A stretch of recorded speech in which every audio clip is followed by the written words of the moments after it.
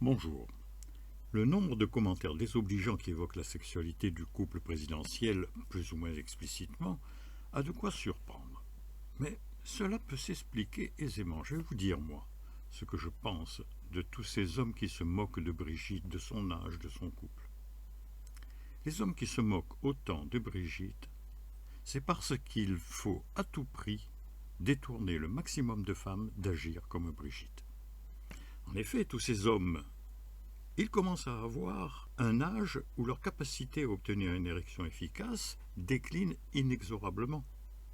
Donc, quand ils atteindront l'âge de cette Brigitte qu'ils dénigrent, au moins 1 sur 2 de ces frimeurs aura des difficultés sexuelles, et quelques années plus tard, ce sera le cas pour 95% d'entre eux. Alors, si les femmes se mettaient toutes à réaliser leur rêve de sexagénaire ou de septuagénaire, qui est d'avoir un partenaire à la hauteur, donc nettement plus jeune, la carrière sexuelle de ces fiers à bras, elle risquerait d'entrer dans une phase terminale.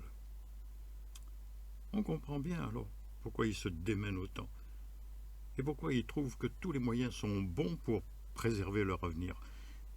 Emportés par leur peur et par leur misogynie, ils ne disent d'ailleurs rien des couples où la même différence d'âge est inverse. Alors ça pose logiquement de plus sérieux problèmes.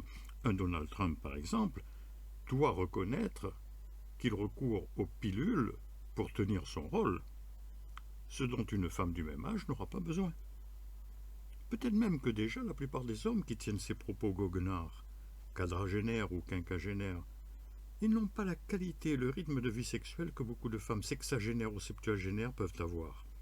En consultation, un grand nombre de couples de la trentaine parlent de leurs 2 ou 3 rapports par mois, ou moins. Ce qui en soi, entre parenthèses, n'a rien d'anormal. Cela entre dans le cadre de la grande variété des pratiques sexuelles humaines, pas de problème là-dessus. Mais, ce que je veux faire remarquer, c'est que j'ai eu des centaines de patientes de 60 ou 70 ans qui désiraient ce rythme de 2 ou 3 rapports, mais par semaine, pas par mois, par semaine. La vérité, c'est que ce sont les épouses insatisfaites qui, sexagénaires, poussent leurs conjoints à consulter, en particulier pour profiter des découvertes médicales récentes, parce qu'elles sont insatisfaites de la baisse du rythme de la sexualité conjugale.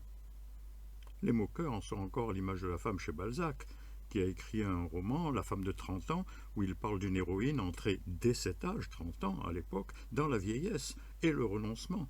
Mais aujourd'hui, une majorité de femmes nettement plus âgées ne réagissent plus du tout ainsi. Beaucoup de femmes de 60 à 70 ans confient qu'elles ont une vie sexuelle bien plus intéressante en rythme et en qualité que lorsqu'elles avaient 30 ans ou 40 ans. À cette époque-là, elles se démenaient entre les obligations professionnelles, les enfants, le ménage, et tout cela au détriment de leur vie personnelle. Maintenant, elles sont détachées de leur reproduction. Au diable la contraception et tous ses soucis. Leur sexualité peut se voir enfin investie comme pur plaisir.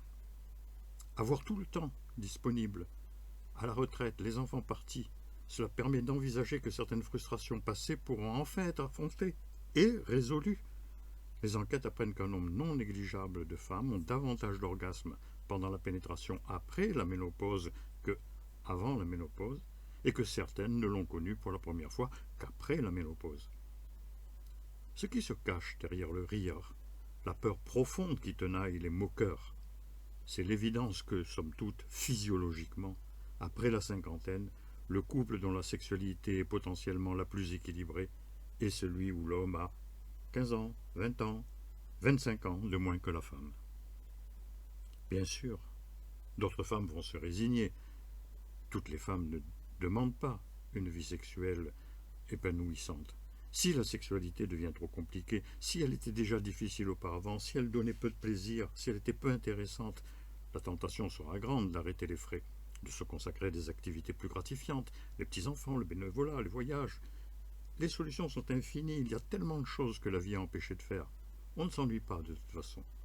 Et la place de la sexualité dans une vie humaine heureuse peut prendre 1000 formes. Il n'y a pas une norme obligatoire. Revenons à Brigitte. Comment un tel mariage peut-il fonctionner, titrait un journal? Mais de la meilleure façon, cher monsieur. Réduire ce couple à sa sexualité en postulant en plus que celle-ci ne peut être que mauvaise, c'est faire preuve d'une ignorance crasse et de la sexualité féminine après 60 ans et des 1000 modalités d'épanouissement d'un couple humain. Combien plus juste est le regard de celles et de ceux qui voient un idéal romanesque dans l'aventure de ce couple manifestement heureux. Dans une période de crise du couple, c'est un souffle de jeunesse et de fraîcheur que donne à la société française la première dame sexagénaire et son mari juvénile. Profitez des quelques années qui vous restent pour rire de Brigitte. Car bientôt, rira bien qui rira le dernier.